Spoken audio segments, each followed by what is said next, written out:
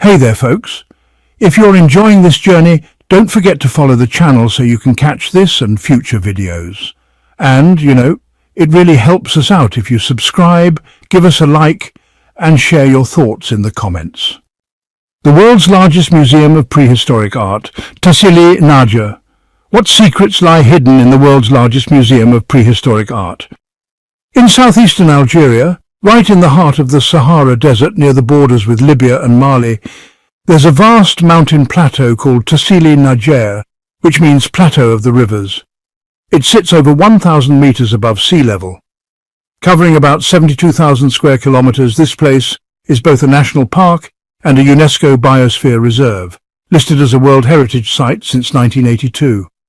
Thanks to its sandstone bedrock, which traps and holds water, the area has a surprising amount of vegetation compared to the barren desert around it.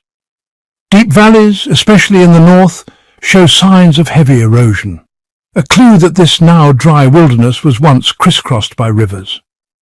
Paleoclimatologists believe that between about 11,700 and 5,500 years ago, changes in Earth's tilt and orbit warmed the northern hemisphere.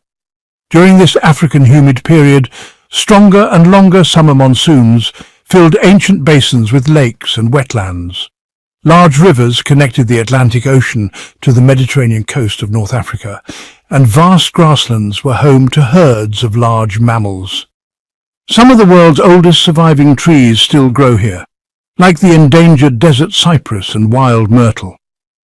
The plateau's surface is dotted with dramatic rock formations shaped by erosion jutting out of the sand like the ruins of ancient cities. Sometimes the flat, rocky plains open into towering forests of stone pillars broken by akbas, which are these steep rock openings reachable only on foot or by camel, along with cracks, canyons, and seasonal waterholes. The Tuareg people live in the plateau and surrounding highlands. The nearest town is Janet, an oasis on the far western edge of the region. In 1910, researchers discovered that Tacili Naja holds one of the largest and most important collections of prehistoric rock art in the world. No. The oldest examples, dating back about 12,000 years, belong to the early Neolithic, near the end of the last ice age, a time when the Sahara was, believe it or not, a fertile savanna, not a desert. To date, around 15,000 engravings have been recorded, showing wildlife like antelope, crocodiles, herds of cattle, and people hunting or dancing. The earliest depictions, over 10,000 years old, were created by hunter-gatherers, while the earliest paintings, about 7,550 years old, show simple human stick figures. Some are enormous, up to 5 meters tall, making them among the largest prehistoric paintings in Africa. A unique style shows floating human shapes with round, featureless heads. These sites were likely used for rituals and ceremonies. Around 4,500 years ago, with the domestication of cattle, art began to feature sheep, goats, cows, dogs, hunters with bows, and family scenes. By 1000 BC, as the Sahara became a full desert, camels started appearing in the art, replacing donkeys and cattle as the main transport animals, right when long-distance trade routes for salt and goods began to flourish. One of these most famous images is the horned goddess from the Neolithic era, a woman walking with what look like horns on her head, wearing fringed bracelets, skirt leg bands and ankle bracelets.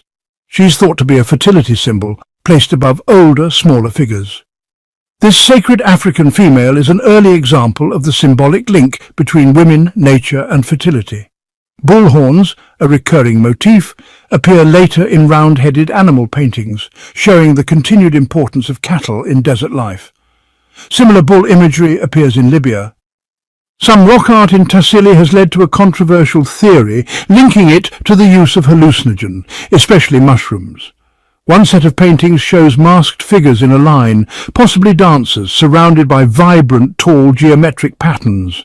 Each holds something resembling a mushroom in their right hand, with 2 lines extending from it to their head. Researchers like Giorgio Samarini and Terence McKenna suggest this could depict the mental effects of psychedelic mushrooms. Mushroom imagery also appears alongside fish motifs in other areas of Tassili.